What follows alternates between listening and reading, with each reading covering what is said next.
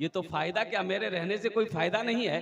तो तमाम बस्ती वाले को फिर जमा किया, बोला कि भाई आजान होती है, तुम लोग नमाज पढ़ने नहीं आते हो, ये अफसोस का मकाम है, फिर ऐसी हालत में तुम्हारी मस्जिद में हम नहीं रहेंगे। क्या बोला हम? अरे भाई बोलो भाई हम नहीं रहेंगे। तो उसी में से एक आदमी बोला कि हजरत देखिए आप चले जाइएगा ना, कोई दिक्कत नहीं, चले जाइए। एक सरदार जी हमारे बस्ती के, उसको नमाज सिखा दीजिए, उसको नमाज सिखा दीजिए, अगर वो पूरे बस्ती वाला को नमाज सिखा देगा। बोला बहुत अच्छा। तो सरदार जी जो थे, मुखिया जी कहिए, सरदार जी कहिए, प्रधान कहिए, वो प्रधान बोला कि हाँ मौलवी साहब आप हमको नमाज सिखा दीजिए, हम पूरे बस्ती वाले को लट्ठी लेकर नमाज सिखा देंगे। बोला ठीक है, कब से सीखिएगा? बोला कल से सुबह आ जाइए मेरे घर पर, हम नमाज सीखने के लिए तैयार रहेंगे। गांव देहात का आदमी नहा धो करके एकदम फ्रेश होके अंगन उंगन दरवाजा नीप पोत करके एकदम बराबर कर। इमाम साहब आए, इमाम साहब ने कहा कि देखो भाई ये कायदा है, तुमको हम पढ़ाएंगे, हम जैसे बोलेंगे वैसे बोलना।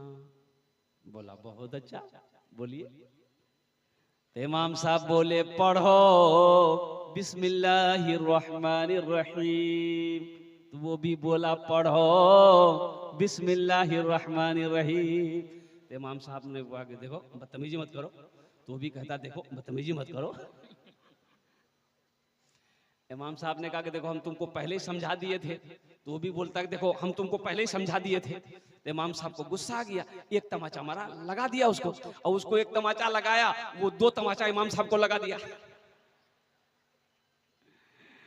अब तो इमाम साहब का पारा चढ़ा, पकड़ा गर्दन, वो भी पकड़ा गर्दन इमाम साहब का, कभी इमाम साहब नीचे वो ऊपर, कभी वो नीचे इमाम साहब ऊपर। उसकी बीवी जो नमाज सीख रहा था प्रधान साहब का, उसकी बीवी आंगन से झांक कर देख रही, बोली या अल्लाह हम नहीं समझे थे कि नमाज इतनी बड़ी होती है, नहीं तो दरवाजा बड़ा करके रखते हम। तो लोग आए, कुछ लोग आए, नमाज छोड़ा दे उन लोगों का, भाई छोड़ा दो भाई, दोनों लड़ाई लड़ रहे हैं, छोड़ाओ उनको। उनकी भी बोली मत छोड़ाओ, इमाम साहब नमाज सिखा रहे हैं।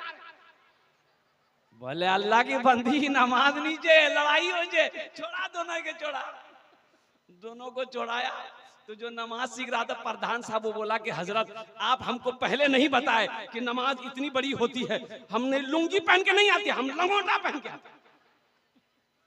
सोचो मुसलमानों, अफसोस का मकाम है कि नहीं? आज वही हालत हमारा है कि हम मुसलमान तो हैं, दुआए कुनूत हमें याद नहीं। अभी रमजान का महीना आ रहा है, रमजान का महीना आ रहा है, ये शाबानुल मुअज्जम की आज शायद कि 7 या 8 तारीख, शाबानुल मुअज्जम की 7 तारीख हो, और आने वाला जो महीना है बड़ा मुकर्रम महीना है, बड़ा मोहतरम महीना है, ये मेहमान महीना हम लोगों के दरमियान में आ रहा है। तो इंशाअल्लाह उसकी तैयारी है। अरे बोलिए ना, उसकी तैयारी है। कितने लोग रोजा रखेंगे? वाह अच्छा, कितना रोजा रखेंगे? 30। लेकिन इसी रमजान के महीने में एक रोजेदार वो है, एक रोजेदार वो है जो रोजा नहीं रखेगा, इफ्तारी भी नहीं छोड़ेगा। अच्छा, रोजा नहीं रखेगा, इफ्तारी में सबसे पहले वही बैठेगा। अब बीवी को बोलेगा अभी तक कचरी नहीं बनी, जल्दी नहीं हो, मुझे भूख लगेगा। ये एक नौजवान को मैंने पूछा कि अबे तू तो रोजा नहीं रखता, इफ्तारी काहे करता? बोला का हम हिंदू हो गए, हम इफ्तारी भी ना करें? बोले नहीं तुम तो पक्का मुसलमान हो। अच्छा, इफ्तारी भी करेगा, ऐसा करेगा, अल्लाह रहमत फरमाए। बाप ये कचरी है, ये फालूदा है, ये मिठाई है, ये हलवा है, ये पूरी है, ये सब्जी है, ये चूरा है, ये मुरही है, ये घुमनी है, दुनिया भर का ऐसा लग रहा है कि फैक्ट्री भरो। अबे सबर से खाओ भाई। अल्लाह के रसूल की इफ्तारी क्या थी?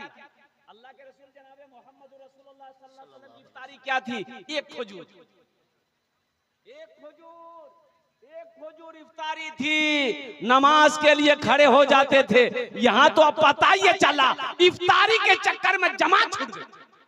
बोले ओ नमाज पढ़ लूंगा, दो पहले इफ्तारी खवा दे, नहीं तो खत्म हो जावे। अच्छा एक आदमी देखा जैसे सहरी, सहरी देखो, सहरी खाना नबी की सुन्नत है। अल्लाह के रसूल ने इरशाद फरमाया सहरी खाया करो, ये बरकतों वाला खाना है। कौन खाना है?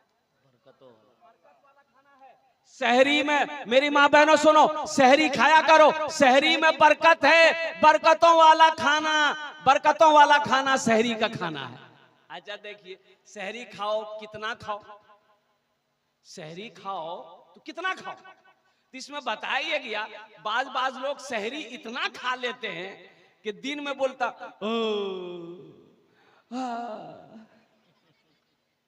तो लोग बोलता कि भेल मियां क्या डकार हो, बोले बदहजमी है गई ये मुख। एक आदमी को पूछा, मैंने ऐसे डकार ले रहा था, हम बोले अल्लाह का बंदा सहरी कम खाया करो, काहे डकार रहा है? बोला हजरत हम मुख्तसर सहरी खाते। क्या खाया डकार रहा? बोला कि हजरत 6 पराठा 1 किलो दूध खाए, बस यही मुख्तसर। 6 पराठा 1 किलो दूध यहाँ है, ये सब आदमी डकार भी नहीं करेगा।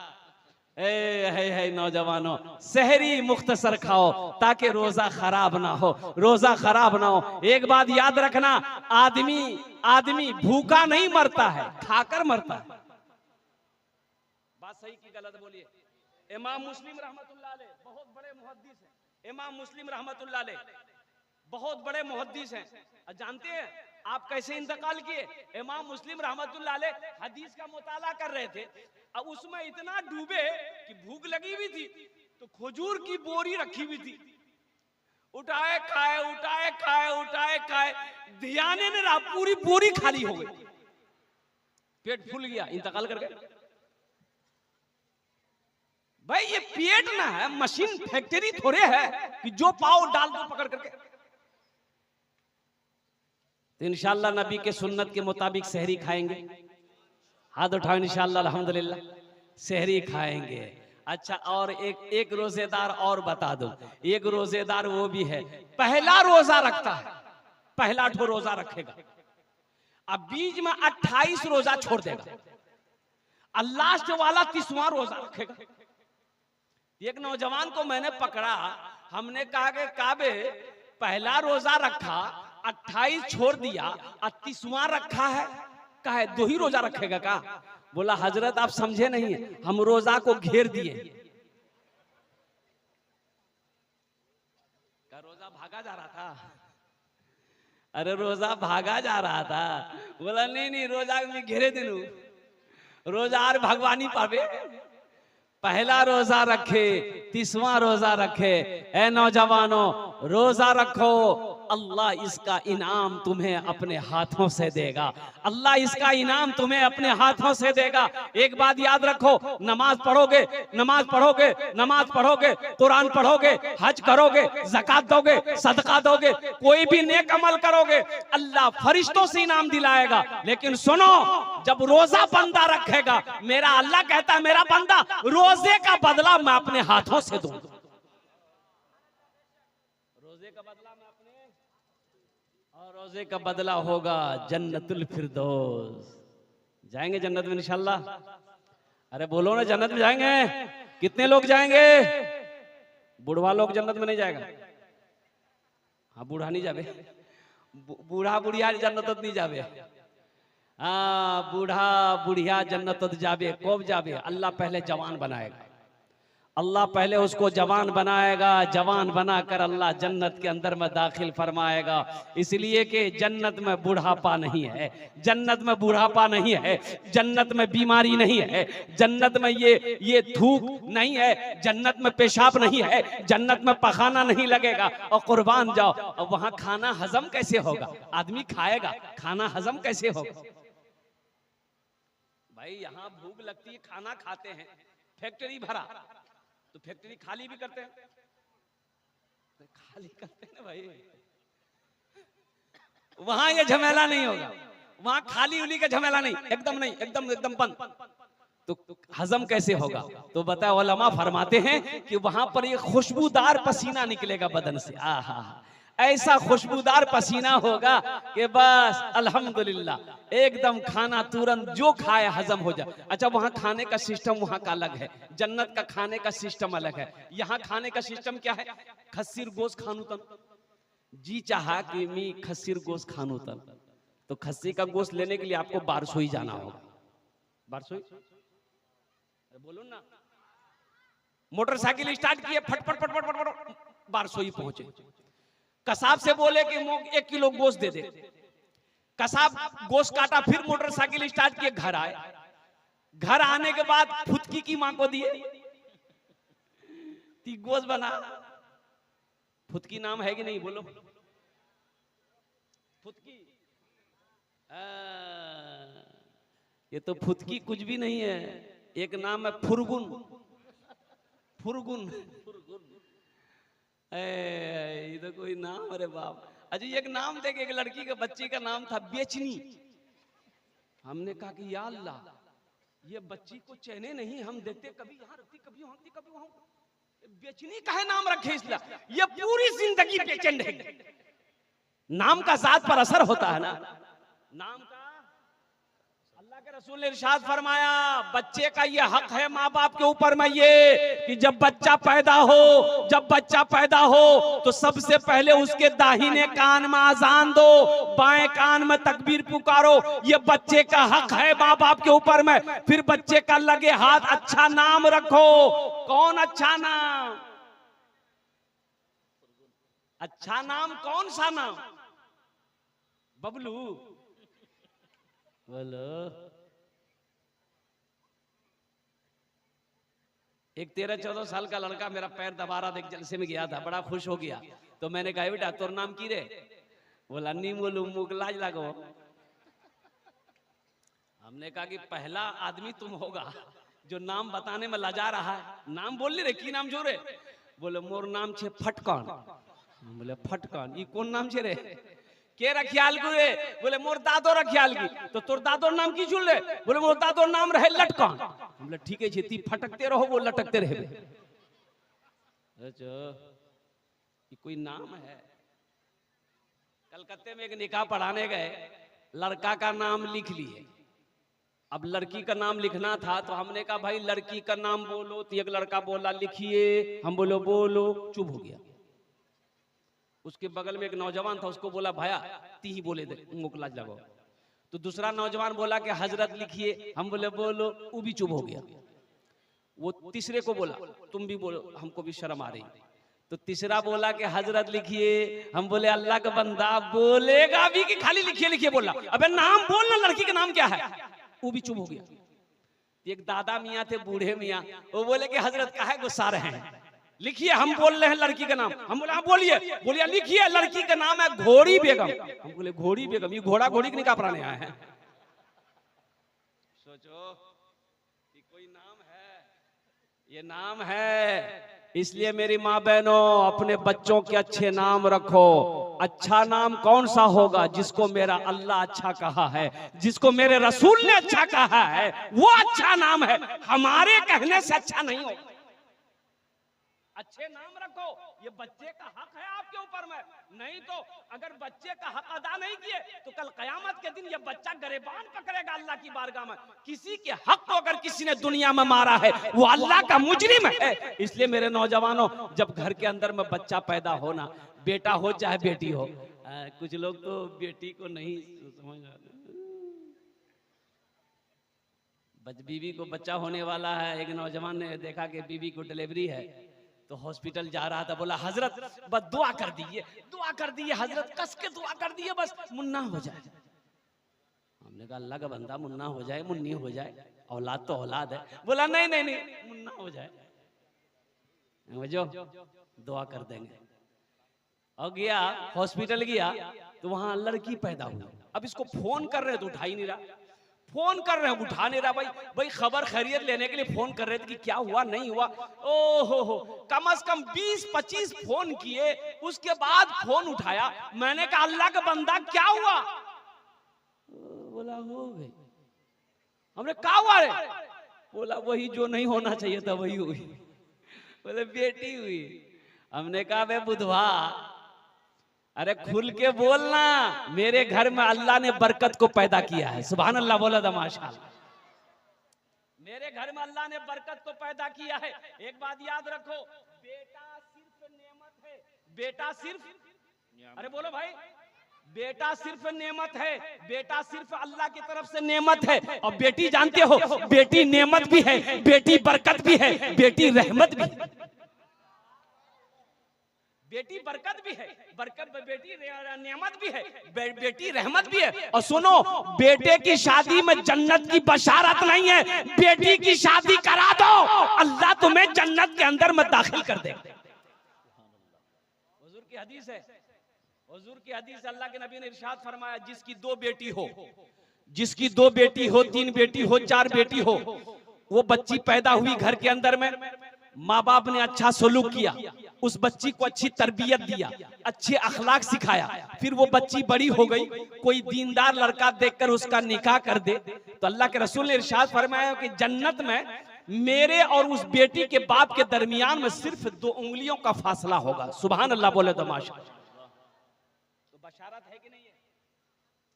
अरे जन्नत की बशारत है कि नहीं है? बेटे की शादी में नहीं है, बेटे का निकाह में नहीं है। कुर्बान जाओ मौजूद सामीन किराम, तो इंशाअल्लाह बेटियों से मोहब्बत करेंगे इंशाअल्लाह। कितने लोग तैयार, हाथ उठाओ इंशाअल्लाह। अल्हम्दुलिल्लाह।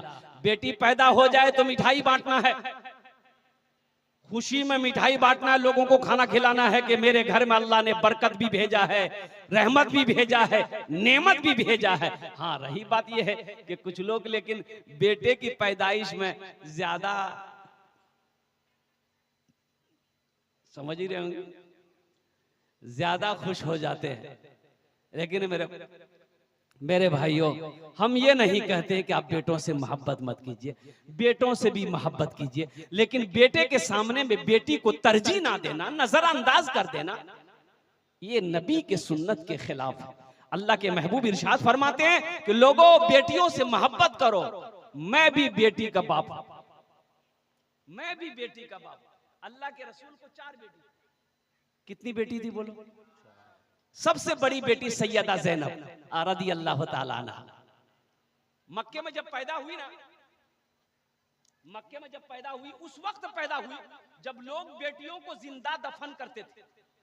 अल्लाह के हबीब के घर में पहले बेटी जो पैदा हुई, अम्मा हजरत खदीजतुल कुबरा रज़ी अल्लाह ताला अन्हा के शिकम से। अल्लाह के रसूल बाहर थे, घर के अंदर तशरीफ लाए, तो औरतों ने कहा कि बेटी हुई, बेटी हुई। और जानते हो, ए नौजवानों, जानते हो, अल्लाह के रसूल मुस्कुराते हैं, इरशाद फरमाते, खदीजा कहाँ है मेरी बेटी? मेरे गोद में तो दे दो, मेरी गोद में तो दे दो। और कुर्बान जाओ, अल्लाह अकबर कबीरा। औरतों ने हजरत सैयदा ज़ैनब को अल्लाह के महबूब के गोद में दिया, तो अल्लाह के रसूल जनाब मोहम्मद रसूलुल्लाह सल्लल्लाहु अलैहि वसल्लम ने अपनी लख्ते जिगर बेटी सैयदा ज़ैनब रज़ी अल्लाह ताला अन्हा को सीने से लगाया, पेशानी को चूमा।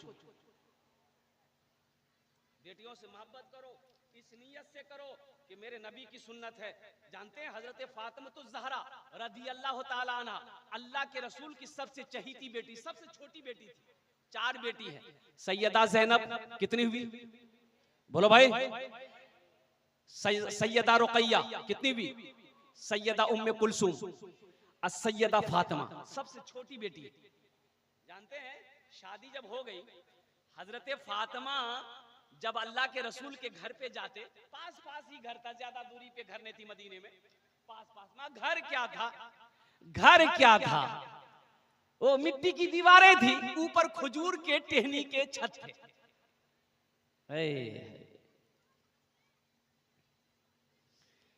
ऐ काश मदीने में एक अपना भी घर होता, ऐ काश मदीने में एक अपना भी घर होता, ऐ काश मदीने में एक अपना भी घर होता, सरकार के कदमों में हर लम्हा बसर होता सरकार के कदमों में, हर लम्हा बसर होता। घर क्या था? मिट्टी का घर था, दीवारें मिट्टी की थी, छोटा छोटा घर। यूं समझिए कि एक आदमी बैठकर खड़ा हो जाए तो वो छत जो है ना सर में लग जाए। छोटी छोटी दीवारें थी, खजूर के टहनी ऊपर में थे। तो सैयदा फातिमा तो ज़हरा रदी अल्लाह ताला अन्हा, अल्लाह के रसूल की सबसे छोटी बेटी, अपने घर जब आती थी ना अपने अब्बा से मिलने के लिए, और कुर्बान जाइए, तो अल्लाह के रसूल सल्लल्लाहु अलैहि वसल्लम देखते कि फातिमा आ रही है तो इस्तकबाल के लिए खड़े हो जाते थे। सुभान अल्लाह, बोलो तो माशाअल्लाह। बात समझ में आ रही है ना भाई? बोलो, बात समझ में आ रही है ना? इस्तकबाल के लिए खड़े हो जाते, और सिर्फ खड़े नहीं रहते, चंद कदम आगे बढ़ते, फातिमा के हाथों को पकड़ते, पेशानी पे बौसा देते, हाथ पकड़ कर लाकर सबसे पहले फातिमा को बिठाते, फिर खुद अल्लाह के रसूल बैठते। ये बताना मकसूद हम लोगों को था, हम गुनहगारों को था। आज तो ये आलम है कि हमारी बेटी ससुराल से अगर आ जाए, क्या नोलो थी? ये तो 15 दिन आगुती की आई थी, फिर क्या ना लो, फिर क्या नोलो? भाई कहते अपनी बहन को, काहे आई अभी इतना जल्दी? इतना जल्दी उस बार की कम तो मन लगो। सोचो तो सही। अल्लाह के रसूल जनाबे मोहम्मद रसूलुल्लाह सल्लल्लाहु अलैहि वसल्लम की सुन्नत समझकर अपनी बेटियों से मोहब्बत करो। इंशाअल्लाह सारे लोग हाथ उठाओगे, इंशाअल्लाह अपनी बेटियों से मोहब्बत करेंगे इंशाअल्लाह। ये देखिए बच्चा लोग भी हाथ उठा दिया। अभी तुम्हारे में बहुत टाइम है। हाँ, तो अभी जवान होगा, शादी करेगा तब ना भी लेकिन बच्चों का हौसला है, यही तो बच्चे कल होकर के दीन का सिपाही बनेगा, मर्द मुजाहिद बनेगा, और वक्त का नमाजी बनेगा। और मैं दुआ करता हूँ अल्लाह खाने काबा का हाजी बना दे। और एक हवाले से, और तो हमारी माँ बहनें यहाँ पर बहुत सारी आई हैं, बीवी से मोहब्बत करो, ये नबी की सुन्नत है। अल्लाह के रसूल ने इरशाद फरमाया, जो मेरी एक मुर्दा सुन्नत को जिंदा करेगा, अल्लाह उसे 100 शहीदों का सवाब अता फरमाएगा। जुमा में हजरत तकरीर कर रहे थे मस्जिद में कि लोगों कभी कभी बीवी की तारीफ कर दिया करो, सवाब है। एक नौजवान तकरीर सुना, नमाज पढ़ के घर आया, बोला कि मुन्नार माँ खाना नहीं हो। बीवी खाना लाके दी, ये बैठा, एक लुकमा खाया, बोला सुभान अल्लाह। दूसरा लुकमा खाया, बोला अल्हम्दुलिल्लाह। तीसरा लुकमा खाया, बोला कि माशाअल्लाह। चौथा लुकमा खाया, बोला मुन्नार माँ की खाना बना लो, जी तो चाहता कि पलट समेत खा ले। इसकी बीवी सुनती रही, सुनती रही, सुनती रही। ली बेलना, बेलना जाने ना? अरे बेलना जानते हैं कि नहीं? जिससे रोटी बेलते हैं। ली बेलना आई, मारी पीछे से सर में खटा। बोले बाहे बाहे क्या मान लो। उसकी बीवी बोली कि मोर शादी 20 साल है गई है, आज तक मोर तारीफ नहीं कर लो। आज पड़ोसी के यहाँ से दाल लेकर चले आए हैं तो तुम्हारी तारीफ नहीं थक रही है, इतना बेलना मारेंगे सर का बाले उड़ा देंगे। कभी बीवी की तारीफ कर दिया करो, ये नबी की सुन्नत है। मुअज़्ज़ज़ सामीन किराम, अल्लाह के महबूब ने इरशाद फरमाया, तुम में सबसे अच्छा वो है जो अपनी बीवी के साथ अच्छा सलूक करता हो। इसलिए मुसलमानों सबसे अच्छा बनो। सबसे अच्छा कैसे बनोगे? जब बीवी के साथ अच्छा सलूक करोगे। इसलिए कि वो सिर्फ बीवी नहीं है। और एक बात, ए बाबू, ए बाबू, बहुत बेचैन है, ए बाबू बैठाओ भाई, उसको पूछो लगा है क्या? लग जाओ नहीं भैया, तो बस जाओ, नहीं बस जाओ, बैठ जाओ बेटा, बैठ आ जा, बैठ।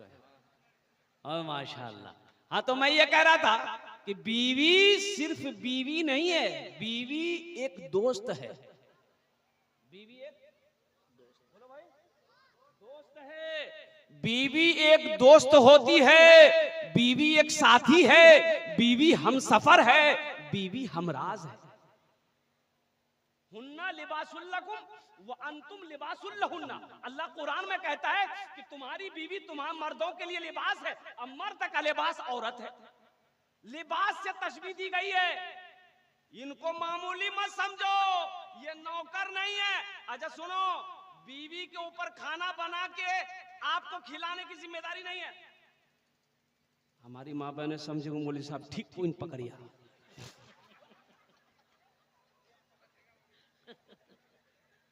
हाँ भाई, भाई बात सही है। देखिए, औरतों के जिम्मा नहीं है कि खाना बना के आपको खिलाएगी, आपका मैला कपड़ा धोएगी, आपका पैर दबाएगी, नहीं, वो जिम्मा उसका नहीं है। सुनो कैसे नहीं है, हवाला दे रहा हूं मैं, ऐसी वैसी बात नहीं बोल रहा हूं। लेकिन मेरी माँ बहनों सुनो, आप भी क्या कहते हैं कि कान खोलकर सुनो। आप निकाह पढ़ते हैं भाई, निकाह पढ़ते हैं ना? निकाह क्या पढ़ते हैं कि फला की लड़की देन महर 50,000 अलावा नान नफका के, अलावा नान नफका के तुम्हारी जौजियत में दी जाती है। क्या तुमने कबूल किया? बुधवा बोलता है मो कबूल जे। नान नफका के, नान माने रोटी, नान माने रोटी, नफका माने कपड़ा। तो कपड़ा जिम्मेदारी तोड़ छे, कपड़ा धोर जिम्मेदारी। कपड़े की जिम्मेदारी आपकी है, बनाओ सिंगार का सामान देने की जिम्मेदारी आपकी है, रोटी खिलाने की जिम्मेदारी आपकी है। तो रोटी वो बनाएगी कि आप बनाइए? लेकिन मेरी माँ बहनों, आप रोटी बना के खाना बिना के अपने शोहर को खिला देना, अल्लाह तुम्हें एक हज का सवाब अता फरमाएगा। सुभान अल्लाह बोलो। हमारी माँ बहनों, ये तुम्हारा अखलाक है, ये हमारी माँ बहनों का अखलाक है कि वो घर का काम कर दे, आपके बच्चे की परवरिश कर दे, आपके माल की आपकी निगहबानी करे, आपकी खिदमत करे, ये उनका अखलाक है। अब रही सास ससुर की बात। सास ससुर बहू ठीक नीचे है, ठीक नीचे है, मोर खिदमत नहीं करो है। काहे खिदमत करेगा भाई? आपकी खिदमत काहे करेगा? आपकी बहू है, वो आपकी बेटी नहीं है। बहू के जिम्मा सास ससुर की खिदमत नहीं है, बेटे की जिम्मा है। माँ बाप की खिदमत करो, जन्नत में घर बनाओ,